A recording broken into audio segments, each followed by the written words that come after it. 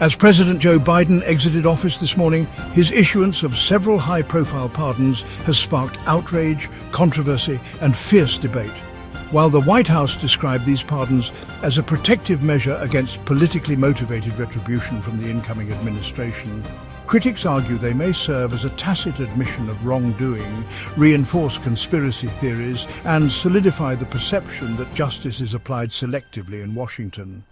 Among those pardoned were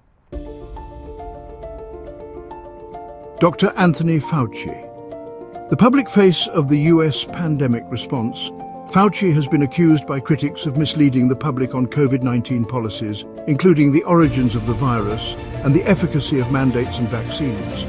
Some see his pardon as an attempt to preempt investigations into his handling of the pandemic. General Mark Milley.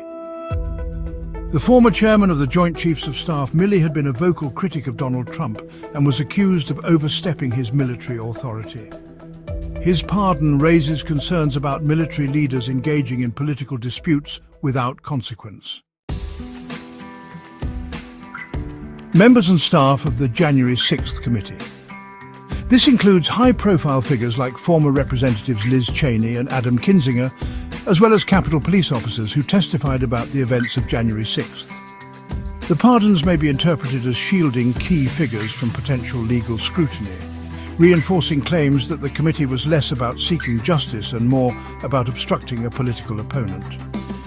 The language in these pardons emphasizes their intent to prevent politically motivated prosecutions, but their sweeping nature raises fundamental questions about whether they were issued to suppress future inquiries into actions that some Americans see as unethical or unlawful.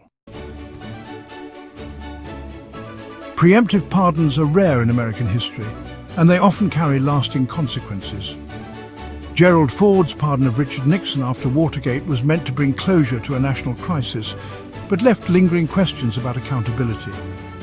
Biden's move, while legally sound, risks reinforcing the perception that certain individuals are immune to prosecution simply because of their political affiliations. In particular, the decision to pardon the January 6th committee members is one of the most contentious.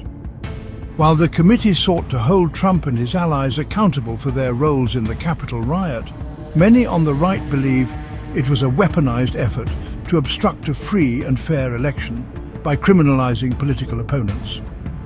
By issuing broad pardons to its members, Biden may have handed his critics the perfect talking point, that the committee had something to hide. The pardons may be seen as pragmatic within the political landscape, but they also provide fertile ground for misinformation and fuel deep-seated fears of government corruption. Here's how each pardon could inflame existing narratives. Dr. Fauci. His pardon could be viewed by skeptics as evidence that he engaged in deception regarding COVID-19, its origins and public health policies. Some will claim this pardon prevents an honest investigation into whether pandemic policies were driven by politics rather than science. General Milley. Milley's pardon could deepen concerns about a deep state working against a duly elected president, reinforcing claims that military and intelligence officials conspired to undermine Trump. January 6th committee members. This pardon is perhaps the most politically explosive. Critics see the committee as an effort to discredit Trump and his supporters, rather than a legitimate investigation. Pardoning its members may be seen as further proof that it was a partisan effort to shape the 2024 election. The timing of these pardons, issued just hours before Biden left office, gives the appearance of a hurried attempt to shield allies. While Biden's defenders argue that these pardons were necessary to protect public servants from Trump's expected legal retribution, the broader impact may be to deepen existing divisions and further erode trust in the justice system.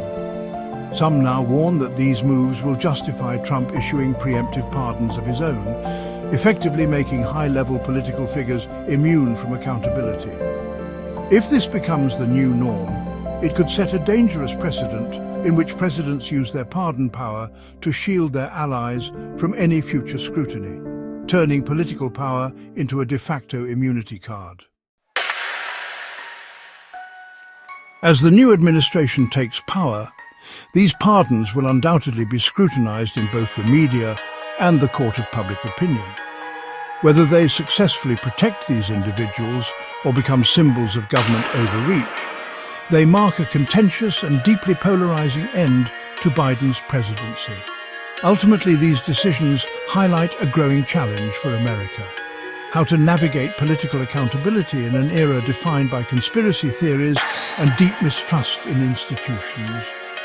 In the long run, the pardons may be remembered less for their legal justification and more for the divisions they either healed or widened.